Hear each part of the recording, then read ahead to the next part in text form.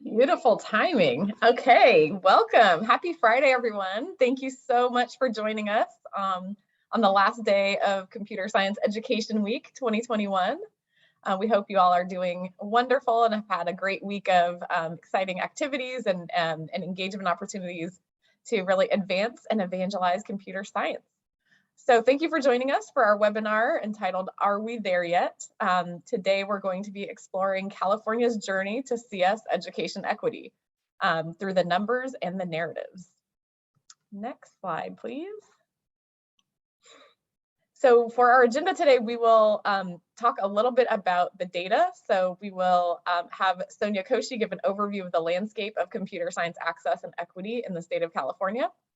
And we will then shift to narratives from the field, led by our researcher, Dr. Jean Ryu, and a student and a teacher who have been deeply immersed and engaged in computer science education. So really want to amplify the voices of teachers and students. And then we'll talk a little bit about where do we go from here, and ways that we can take action towards the goal that we all share, which is increasing access and opportunity for all students to participate in computer science education. Next slide, please. So here's a pictures of our wonderful presenters today. We will get more in-depth bios and introductions.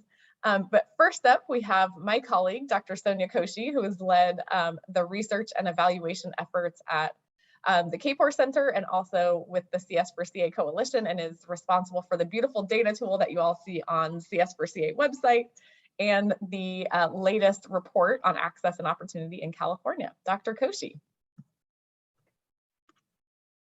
Great, thank you. All right, so just to give you a brief overview, I know you all might have already seen the latest computer science access report that came out late last month. And so just to give you a brief overview of where California is in computer science education, next slide. Again, what we're reviewing right now are the data that come from both the report as well as the data tool. The data tool goes in a little bit more detail with respect to being able to filter for specific counties, districts, or schools, so that you have an in-depth look at your own particular geographic area and how you are doing in comparison to the rest of the state. Next slide. So when we take a look at the California snapshot, what we see is that of the 2,500 schools in California that serve grades 9 through 12, we saw a little bit of an uptick this year to 42%. And that is the uptick from 40% in the last iteration of the data tool. That is from the academic year 2016 to 2017. So we're seeing a slight increase in the number of schools that are offering computer science. And then when it comes to AP specifically, we see an uptick as well, with 13% of schools offering APCS. When it comes to actual enrollment numbers, we saw an uptick as well, where 5% of our students are taking computer science, and then slightly less than 1% are enrolled in any type of APCS. So again, there is increases, but with the numbers as they are, we still see lots of room for improvement as we continue down the CS education road. Next slide. So again, when we take a look back at over the past 6 years, what's been happening with computer science ed, we see that things have exponentially increased. So if you take a look at the 2014 to 2015 academic year, you'll see from there to where we are currently, we saw a pretty large, significant increase. So overall computer science growing rapidly from a little over 400 schools offering it to now over 1,100 offering computer science. And we see a similar trend with respect to actual enrollment numbers as well. We're seeing those numbers increase from the 2014 year all the way to 2020, specifically for APCS. Next slide. And yet, when we take a look at that increase, we're still seeing disparities come to light. So when we take a look at who has access to computer science courses, we still see that disproportionately low-income students, students from low-income communities, schools that serve predominantly Black, Indigenous, Latinx, or Pacific Islander groups, as well as rural schools are less likely to have computer science access than their counterparts. Next slide. And of course, that trend continues to arise when it comes to enrollment as well as success. So computer science enrollment, we see girls underrepresented in those CS courses, as well as students of color, Black, Indigenous, Latinx, and Pacific Islanders, much less likely to take computer science in comparison to what proportion are in the overall student population. And when we think about success in computer science, one particular indicator, of course, this is not the only indicator of success, but one particular indicator that we've been tracking over the years is APCS passage rates. And we see that Black, Latinx, and Indigenous students are far less likely to pass APCS exams than their white and Asian counterparts. So again, we're seeing this story of computer science access and enrollment are increasing, but there are still disparities that need to be addressed in order to ensure that we have equitable CS, as well as getting to that end goal of CS for all. Next slide. And when we're comparing California, which one would think is at the forefront of the tech ecosystem, given its proximity to Silicon Valley and also just some of the closest proximity tech industry companies that are out there and in in broader news and discourse, we see that despite this proximity, California is still not the leader with respect to CS education.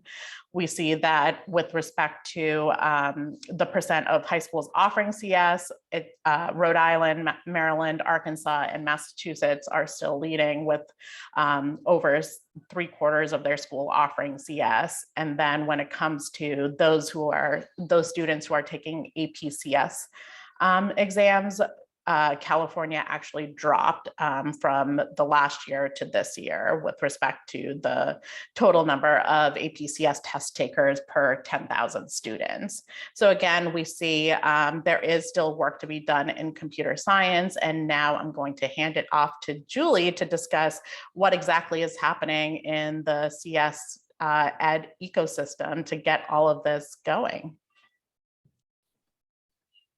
Thank you so much, Allison and Sonia. It's such an honor and a privilege to work with you and really to benefit from your work of lifting up these numbers about the disparities to access and opportunity. And the data is so important for us to know where we are, to help identify those equity gaps and to close them by creating policies that create robust teaching and learning opportunities across this state. So the Computer Science for California Coalition is a multi-stakeholder group of K-12 teachers, researchers, higher education professors, equity advocates, and industry representatives. We are all united in advocating for equity to and engagement in computer science education in California. Next slide, please. Our work is driven by the belief that all students should be exposed to the algorithmic and critical thinking, collaboration, and creativity in computer science to understand our technological world. Next slide. Learning computer science content while examining ethical implications can help equip students to become problem solvers with technology rather than just being passive users of it. And in the next slide, you'll see that our coalition is organized into 5 different working groups, all guided by the belief of how do we increase opportunities for low-income students, for Black, Brown, and Indigenous students, girls, and others underrepresented in computer science. So led by practitioners on the ground, the working groups are focused on K-12 teaching and learning, on policy, higher education, coalition building, and research and communications. So for anyone who's interested in getting involved, these are the different working groups that make up the coalition, and then we meet on a monthly basis. With the next slide, you'll see that our theory of action relies on input from all of these different practitioner groups representing different perspectives, all informing state level policy. And then conversely, the policies that we're advocating for, we want to ensure that those policies actually support local implementation of computer science, all through the lens of equity, access, and inclusion. And we do that by using data to identify these equity gaps, of using this multi-stakeholder approach, by providing resources around culturally responsive curriculum, and then figuring out where does computer science fit in the curriculum overall, and how do we build capacity to provide high quality teaching and learning opportunities. In the next slide, you'll see some of our policy wins over the past few years. We learned really early on that this is a marathon. It's not a sprint to a finish line.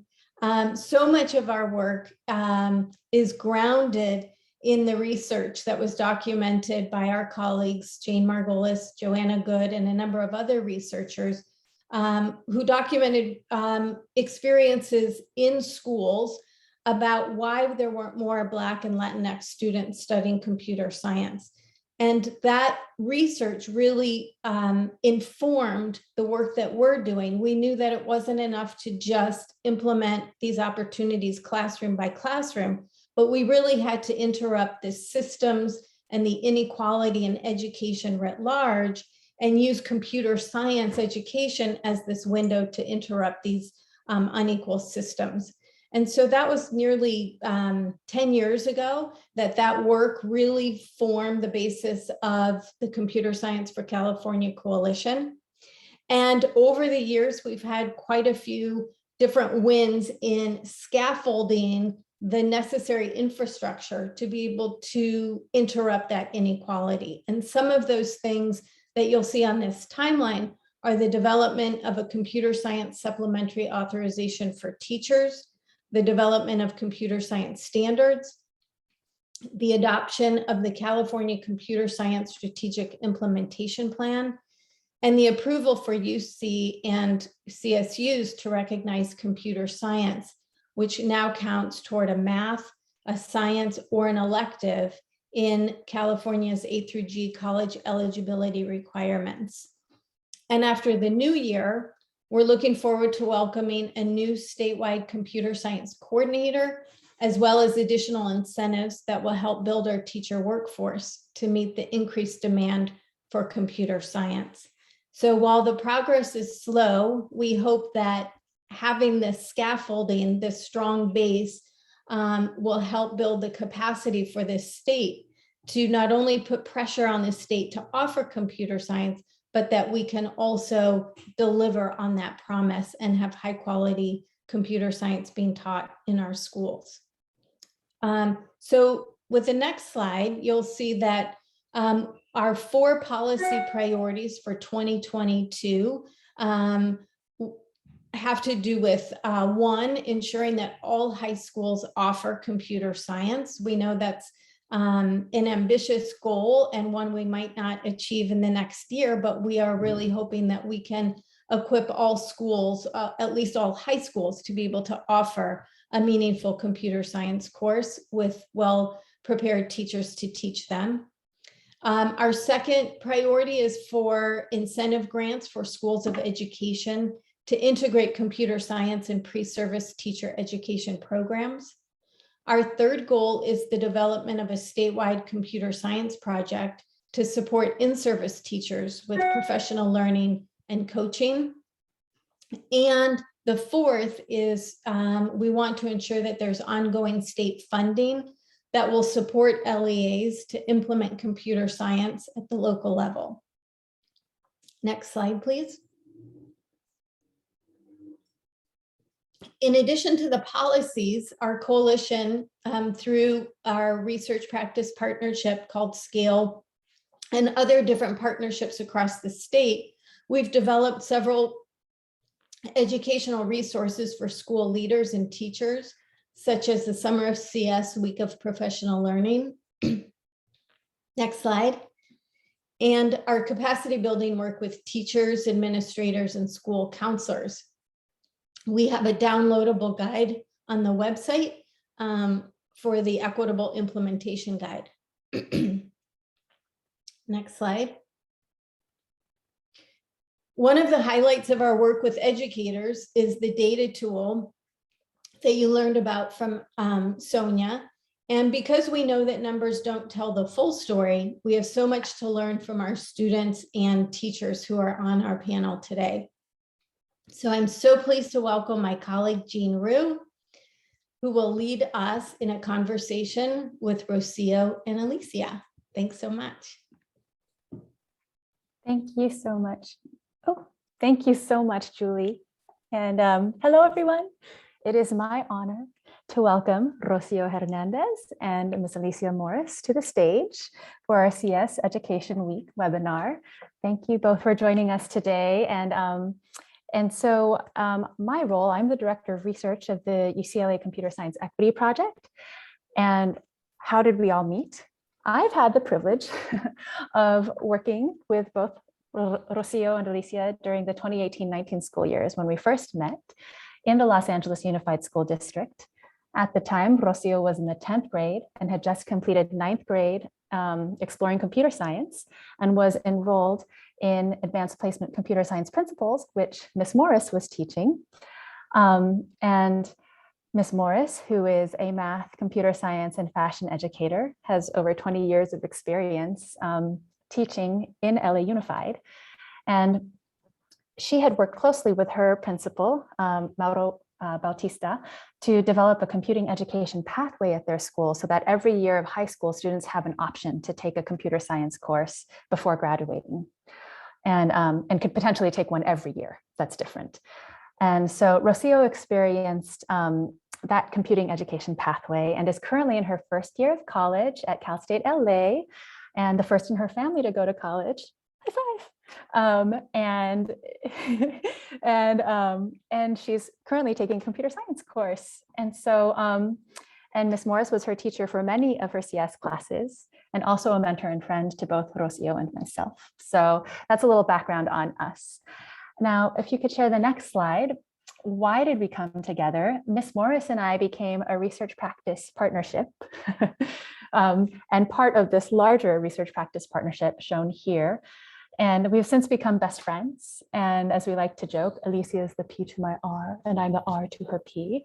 But as I think most people in research practice partnerships experience, when you're in these kinds of collaborations, you kind of experience both roles and learn very deeply about both roles as a result. And so we work very closely together. And now I've had the privilege of becoming friends with Rocio. And in our larger project, Jane Margolis and I have been collaborating with educators, students, and administrators across both Los Angeles and Mississippi. And the slide shows who have been or who continue to be part of our project now. And the next slide, please. Our project is committed to amplifying the voices of computer science students coming from communities historically underrepresented in the field. Students really know best about what works and doesn't work, and yet they're very rarely invited to the table to define what computer science education should look like. And so that's why we feel so lucky to have met Rocio among many of her classmates and other students to help us change that. We really want to focus on what students believe matters most for their sense of engagement, agency, and identity. And so in today's webinar, we're going to have a conversation in an effort to amplify students' perspectives through Rocio's experience, and also have the privilege of hearing from a teacher's perspective, Ms. Morris's perspective, on computer science education.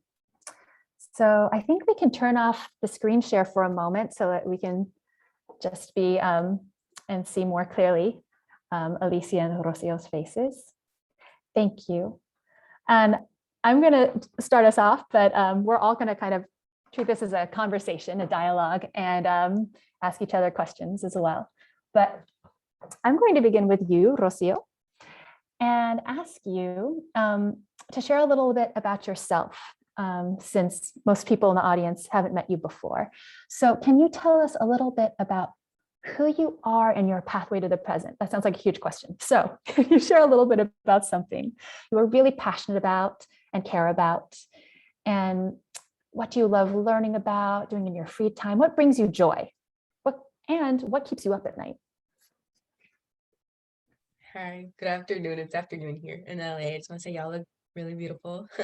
And I'm glad to be here with all of you. And my name is Rocio, and I attended Mendez High School. I live in East LA, borderline Heights, you know. And in my free time, I like to read and I like to watch movies and find shows. I think that's one of my favorite pastimes, like just like enjoying like someone else's creations. And so another thing I like to do is I spend time with my dog. Her name is Nala, and we usually go to the park and run, or we just chill on the couch. She usually stays by my side when I'm watching the movies as well.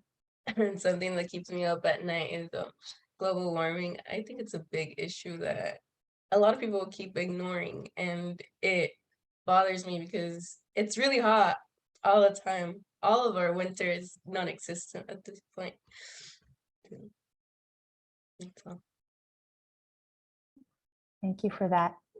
Alicia, you want to ask the next question?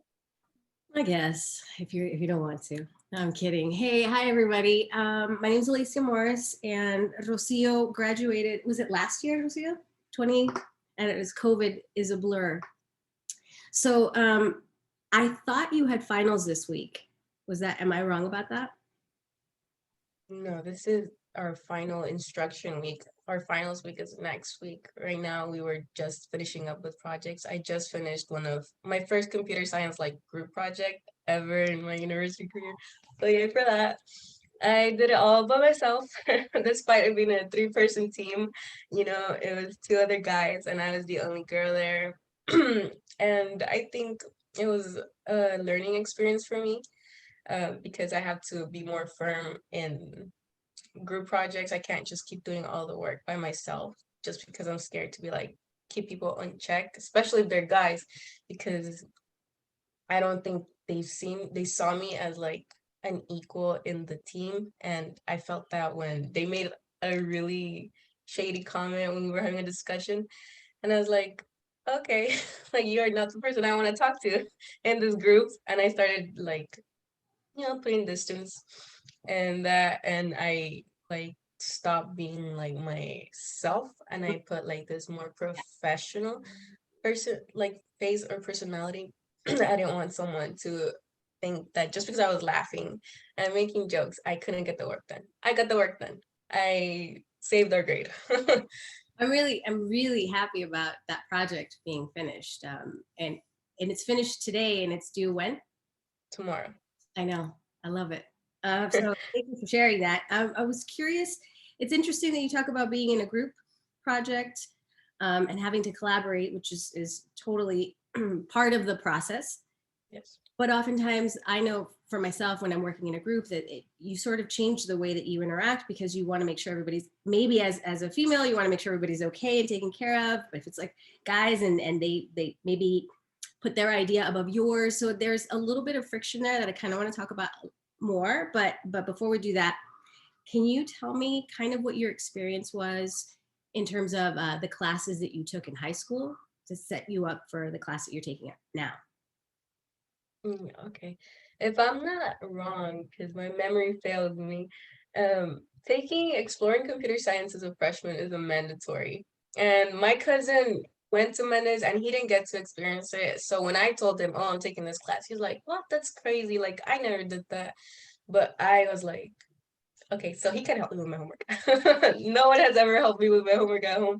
So I was just there in that class and I really enjoyed it for some reason because it didn't feel like work. I know like math feels like work to me and English feels like work. And all my other classes were just like, oh, I had to take this, like I have to. And computer science was just, oh, this is mandatory. But I don't know why it's mandatory. And then as I went through the class and we saw videos from code.org because they talked about like the importance of it, I'm like, okay, I can see why I'm here. And I liked it. And the reason my teacher recommended me for AP Computer Science was because I was one of the few people that completed the project. Again, it was an individual person project this time, so I can't like shame another person, but it was all on me this time. And I really enjoyed it. We had to code anything like a game or like whatever we wanted from scratch. And I just basically created a music video for the 1,000 Miles song and done this and I don't know. Love that song. Love Yeah. it. Yeah, and everyone enjoyed it and everyone laughed and they were like, haha, like you did it. We didn't do it. So my teacher was like, do you want to take AP Computer Science? I was like, no, there's an AP there. That's advanced placement. I don't think I'm in that level yet. But either way, I can't say no. And I was like, yes, I want to take it. So that's how I ended in Ms. Morris's classroom for sophomore year. And it was a good decision. It helped me grow as a student and as a person because I became more educated in the importance of the internet and like making sure you read the fine print. I still don't do it, but but she didn't hear that. But you know, it was just something new to me. I saw how we were connected through like computer science and how a lot of people don't really notice that or pay attention to it. And I liked our discussions that we would have about Blown to Bits. It's the book we read throughout the year. It was like everyone in the classroom got a chance to speak on the reading and how we would connect it to like what we were working in the classroom or how it affected our lives. And we became aware of that. Like we wouldn't have become aware of this like in math or like English. Or maybe if like the English teacher really like technology, we would have. But other than that, we wouldn't have learned it anywhere else unless you wanted to do it by yourself. And I'm not really like the one to go exploring sometimes. I was really grateful for this class. Thank you. Thanks for sharing that. I really appreciate it. And I think the participants, the audience does as well. Was that the last class you took in high school, CS, or did you take the next level? I took game design. And that was, we did that during COVID. Was that half COVID? Yeah. No, that was full. That was senior year. That was the full thing. That was, you know, that's like a whole nother world that I would love to explore, because that was my community. You were my community that year, because you're the crew that I knew going into teaching remotely, and that was such a different world. But this isn't about me, so we'll keep going. My next question.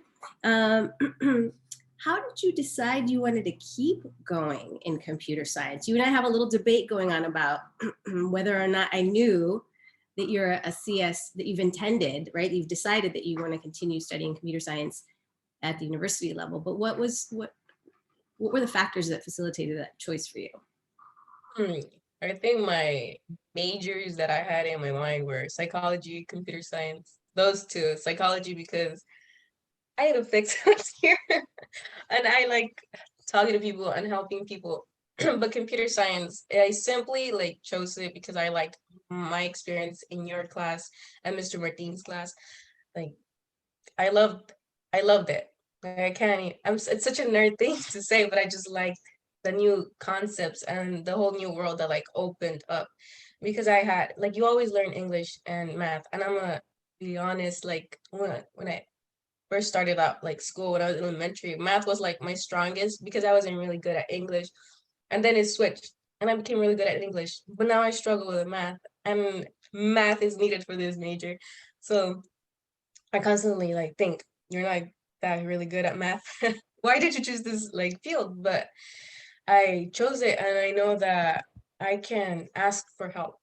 Even though that's hard for me, it's something that I'm gonna have to learn to do. And I joined a club, the ACM club for our school. It's a computer science club, and there's a mentorship part and there's a project part. I did both this semester because I do believe like I had to do everything in my power for this major to say I didn't give up that easily, to be like, I tried everything. If it doesn't work out, it's not because I didn't try hard enough. It just wasn't like something didn't click. I just have to keep going. I really appreciate that. Thank you for sharing. Hold on a second before we go on to the next question. I just had to play it because I happen to have it on the playlist. Can you hear? Yes. Hold on, people. You have to wait for it to drop. Ready? All right, I'm gonna pause it now. Continue, G. I love you, Alicia. That, you know, what you just shared, Rocio, made me also think about like, you said like you have a space where you've come to realize you can ask for help, which is a huge thing. You know, I think a lot of times in our world, we're taught that everything's so individual. When we're tested, it's individual.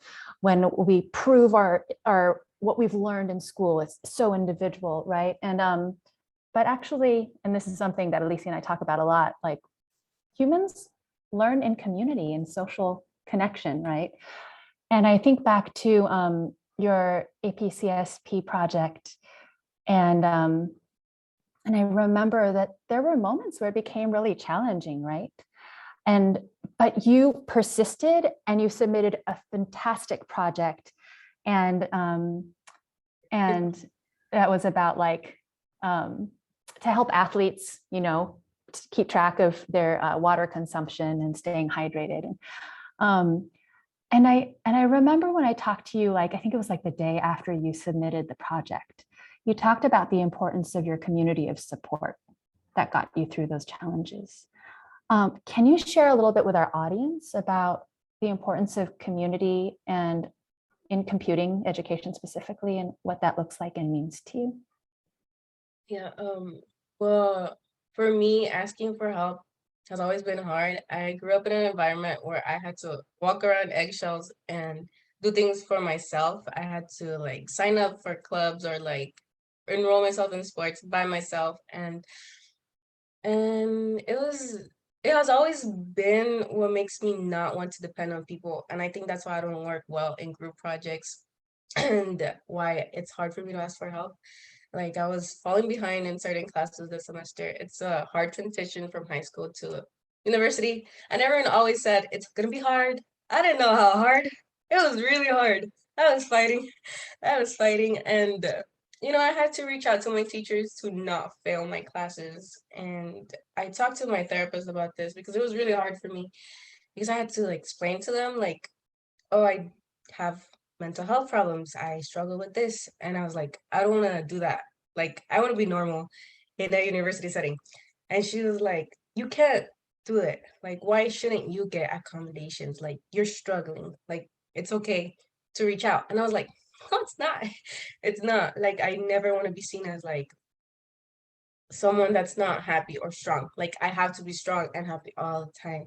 So it was important for me to have a community that saw me vulnerable and didn't like label me as, oh, Rocio can't do it because of this. No, Rocio has to push through it. And I think that's what Morris did for me. It's like, I know you and I understand you, but I also know that you can do it at the same time. You can push through it. And that really helped me then because I've always been really frustrated when I can't complete something. I was talking to my aunt this year. She came to visit and she was like, yeah, you were little and you would cry because your homework wasn't coming out right. So this has always been a thing where I haven't been able to complete something and I would get so frustrated and my emotions would overtake and I would doubt myself to the point where I felt like I was going to complete the task, but I ended up pushing through. And somewhere in high school, like the same thing happened to me. And Miss Morris was there. And this time I had someone. And I was like, I don't feel so lonely or like misguided now.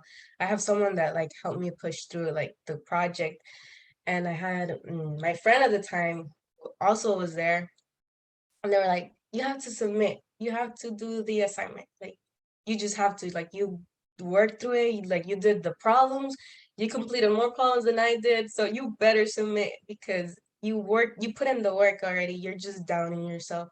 And phone calls like saved my grade. They saved the score. I passed with a 3. I can understand why. I only had like a few days to actually pull through and do it. I wouldn't have done it if I hadn't gotten like a phone call from Ms. Morris or like text from my friend. I wouldn't have done it. I don't think it would have been like possible because I had made up my mind. I was like, I'm out. I walked out the classroom and I was like, I'm not looking back from this. And yeah, that's why community was important for me because it helped me understand that I could help, ask for help, and it's still gonna be hard because I don't want to be seen as someone who can't do it, someone who's like different, and I actually need the extra support. I have to work on that. Well, Wait, I hope you. I'm Yeah. sorry. I'm so sorry to interrupt. I was saying, No, like, please. we're all working on that, Rocio. So you're not alone. Like, I know the people in the audience right now. If you're not feeling like it's therapy time, I don't know where you are, because I'm like, I need to work on that too because I struggle with the thing and like, perfection, and when it's not perfect, and frustration, all of that. I'm sorry, I just had to say. No, it's so funny because I was going to say that too. I was gonna be like, oh, guess what?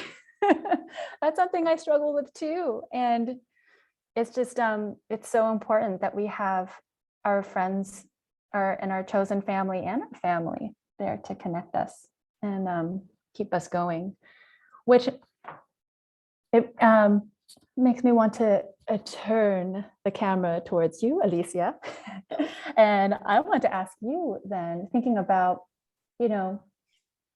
Rocio's reflection on how important it was that you were there for her and making that phone call the fact that you like call students to check in on them.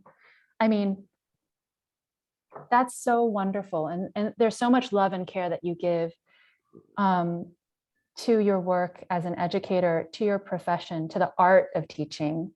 And I'm just thinking about if you could share a little bit about like what you feel like are the key pedagogical moves that you think were important.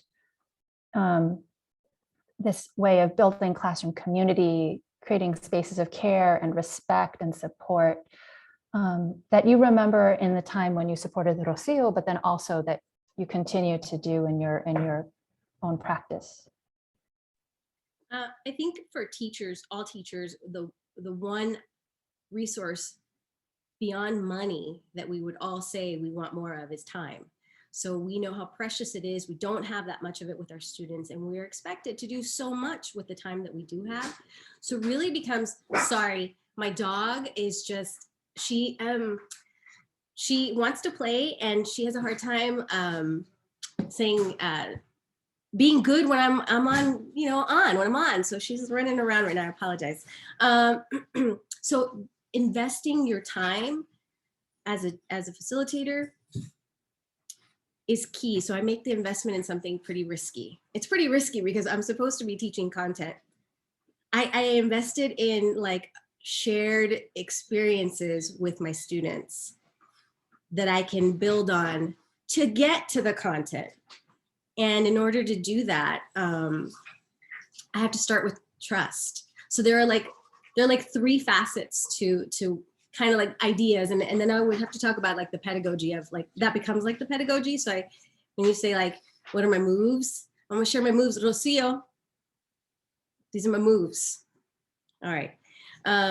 So the first thing is like trust, respect, and authenticity as like a concept, right? So like nothing's gonna happen for me, like, and I know somebody's here, we're gonna talk about it. Richard, you're here and you're gonna hear this because I was thinking about like, this is a question to the audience, can you learn from someone you don't trust? Or believe that they care about you, or respect? Any one of those, or all three. And so that really gets you to thinking of like, well, what kind of circumstance would you need to be in where those things don't matter and you have to learn anyway? But it's ideal to have those components. So anyway, thinking about trust, respect, and authenticity, the shared experience, shared authority, put them in the blender to get to the content where we're going to be constructing meaning and making sense together as a group. So it becomes about that like community that we're building. So if I just said, well, I create an atmosphere and a community and a culture of these things, I'm still not telling you like how I do that, which is I think the question of like how I do it.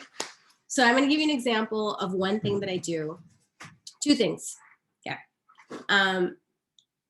The very first day, by the way, in a classroom setting for the ages of 9 through 12th grade. Okay, it's specific because every group is different.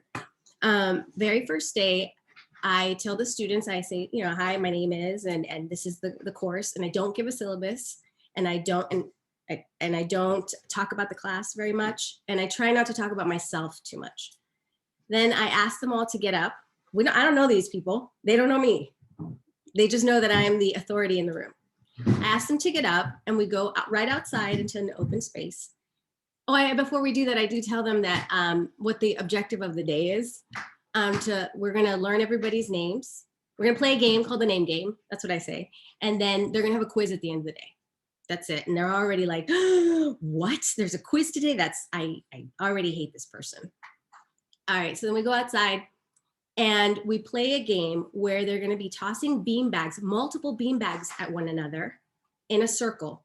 And they're gonna be asking each other one question: what is your name?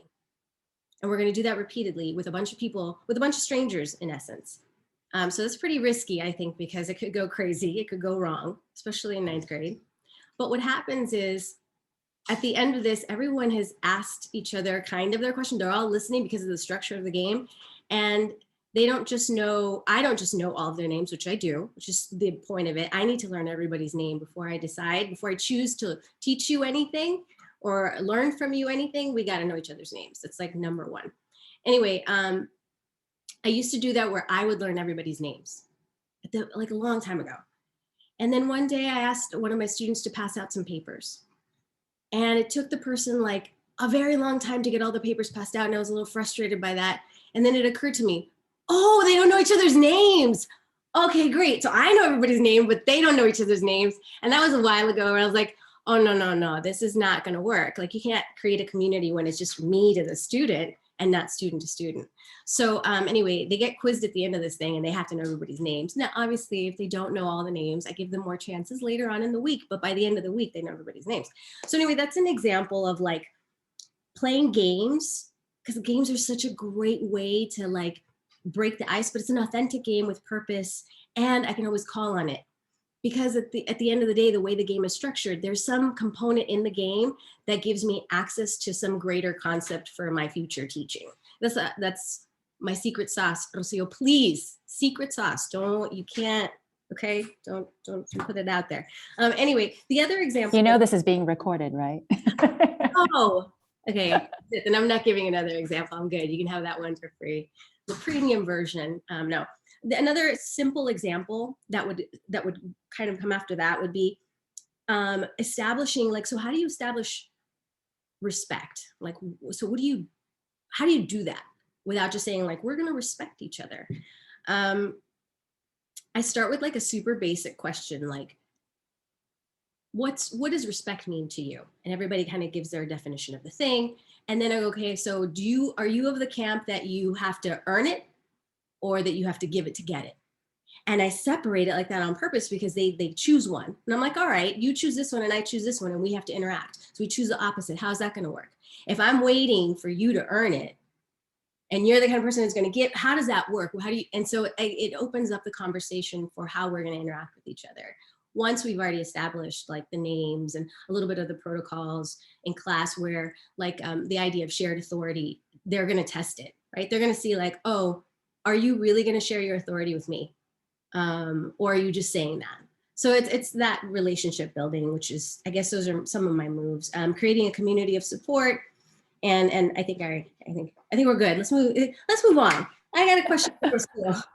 Well, we actually might have to wrap this up because there is another part of today's webinar, and I want to respect, but if there's time at the end, let's ask more questions. So thank you, everyone. Thank you, Alicia and Rocio. Thank you so much, Rocio, for sharing your story. It's so inspiring to hear about your journey. And Alicia, thank you for just illustrating what caring, compassion, and engagement look like in the classroom and giving us these amazing examples that we promise we won't share. And Jean, thank you for grounding us, as always, in the importance of learning from students and teachers. So it is my pleasure. Next slide, please. As we think about what the data shows us in terms of where we've been, where we currently are, and what are some of the experiences in classrooms in California, it is my pleasure to welcome Dr. Abigail Joseph to help us kind of close out this conversation with some ideas around where do we go from here. So quick introduction, Dr. Joseph has an extensive career as an educator, developing and supporting programs both in and out of school. She's currently the Director of Learning, Innovation, and Design at the middle school at the Harker School in San Jose. I believe I got that correct.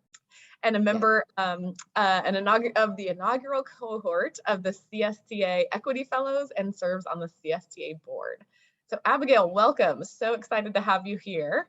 So again, another opportunity to hear perspectives directly from teachers. So given kind of what we heard in the conversation, given the depth and breadth of your experience, what are some thoughts that you have about ways that we might build capacity of teachers more broadly at the state level, at the district level, to really develop inclusive and inspiring classrooms? Yes, so many great nuggets from Rocio and Alicia in terms of how to engage with students in the classroom. I think the biggest thing that we can do for our teachers is to put them in the role of student. Often we put teachers in the role of expert, and as role of expert, they often feel that they have to model their expertise. And building those connections with students is really about being able to set that ego aside and be willing to learn and engage and get down and dirty with your students, and be okay with the fact that you might not have all the answers.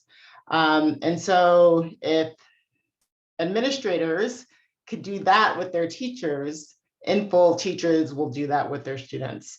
And beginning to model that, that care for, I'm going to take Alicia's words, of the trust and the authenticity and the respect, that trickles down, right? So if you are not getting that from your administrator and you feel tied and binded by the policies and the systems that you're working within, you are just going to pass that down in your classroom.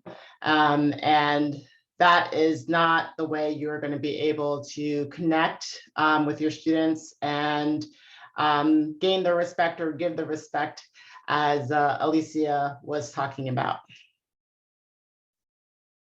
Thank you, Abigail. I really appreciate that comment, because it talks about the complexities that all of us are working within. And so a follow-up question, and I heard this from Rocio, in terms of the conditions that were in place that allowed her to experience computer science for the first time, to be encouraged to continue on in computer science, and then to choose computer science as a major ultimately, right? Because of all of these things that were in place. So what are some ways that we can continue to think about how do we scale that up? How do we create the conditions to actually engage all students, and especially students who aren't typically engaged? Definitely. The biggest thing we can all do is provide that modeling. I heard Rocio say, you know, if she didn't have the models, she wouldn't even have thought about it being a possibility to pursue a degree in computer science.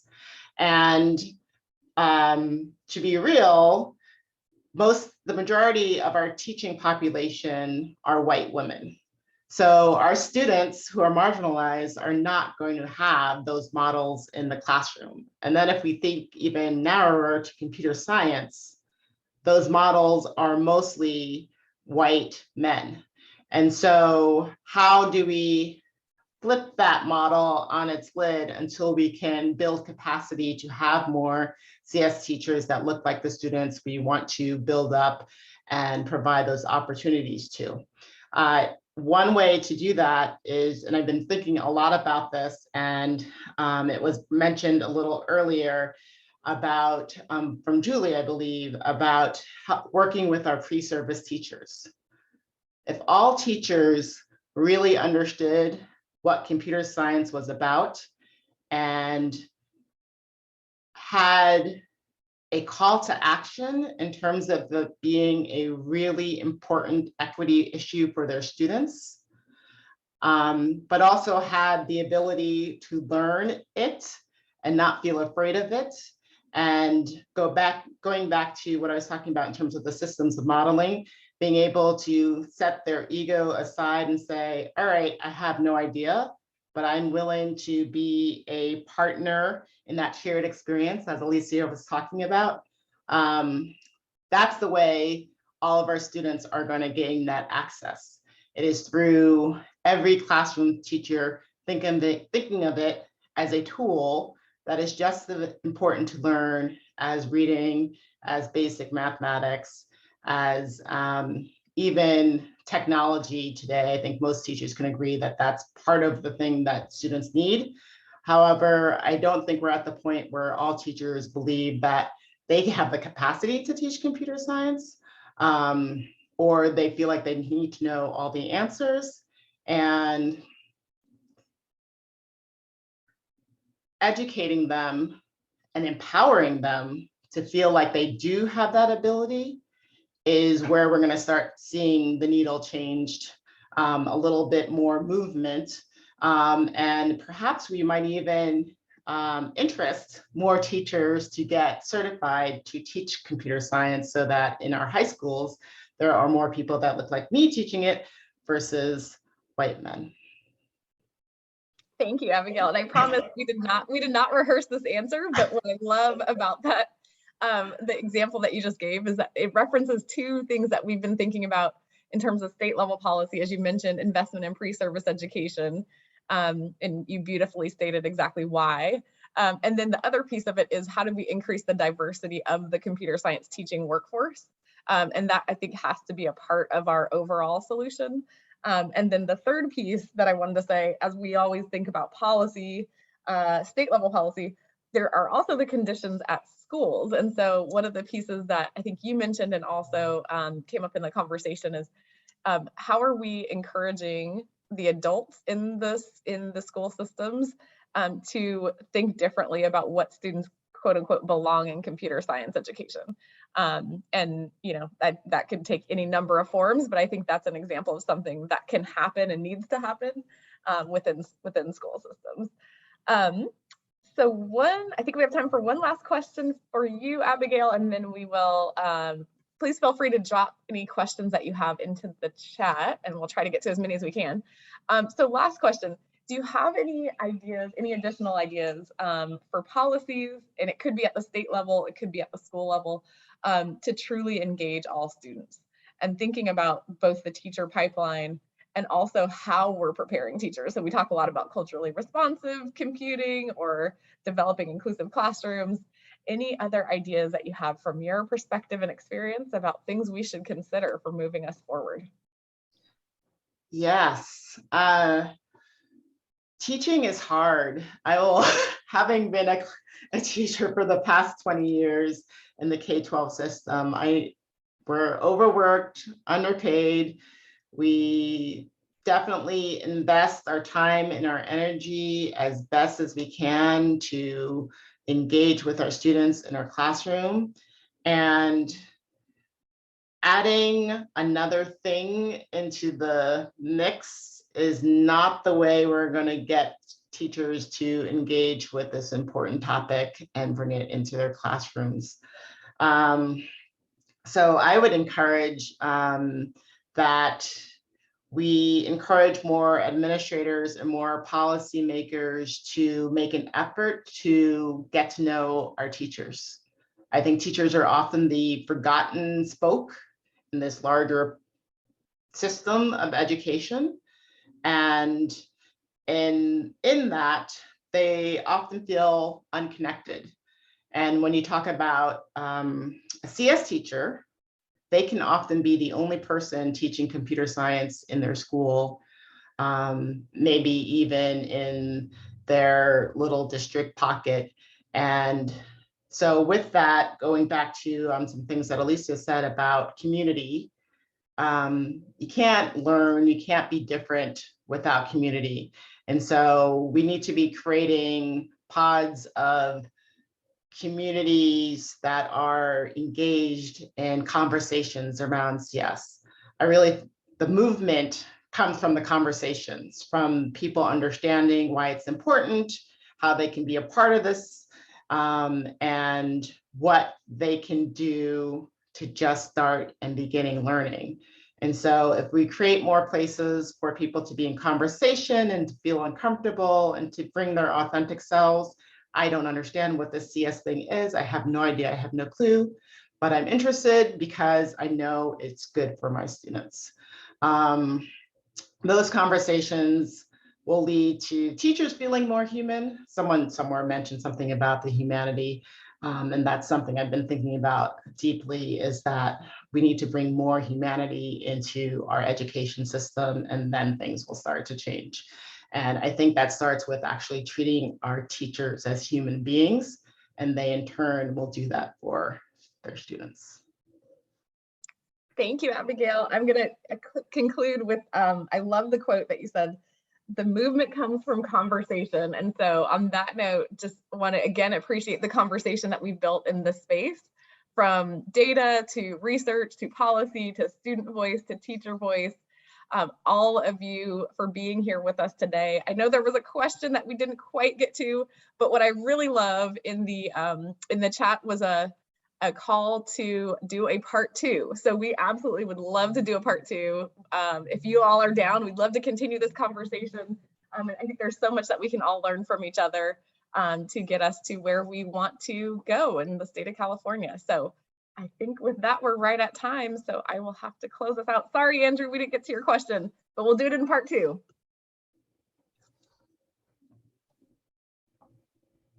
Thank you, everyone. Thank you so much. Andrew, if you put your email, I might email you an answer to your question about higher ed. Thank you, Jean. That'd be great. If he's still there.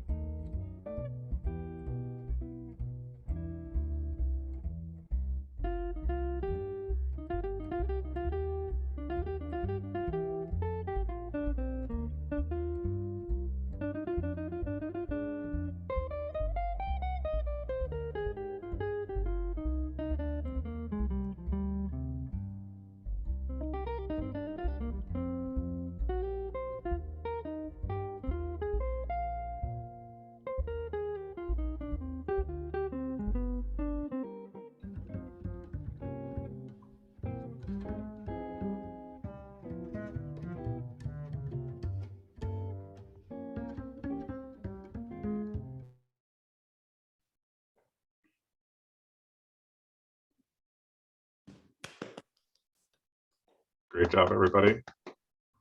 Yay. Is Rocio still on? Rocio's still on. I think Alicia dropped off. Oh, Gonna. thank you so much, everyone. Abigail, hi, it's nice to meet you. Nice to meet you, Julie. Thank you so much, Rocio and Abigail, and Jean. Oh, Allison, you're on mute. Oh man, I was saying, Rocio, you did phenomenal. Thank you. yes. And Abigail, thank you so much for joining us. It was almost like we Yes. rehearsed, but you were just like spot on. You hit all the points. I was like, yes, exactly. And Jean, Yeah. thank you so much for the whole idea of facilitating this conversation. Oh, it was my pleasure. I did nothing. I just got to hang out with some of my 2 favorite ladies. So It was amazing people. Sonia, fantastic job presenting the data. Shayna, thank you for Yes. bringing Yes. us together, connecting us to the wonderful Dr. Joseph. Yes. yes. Very much Yes. appreciate that. And Anto, thank you so much. And Joe behind the scenes, we appreciate you. And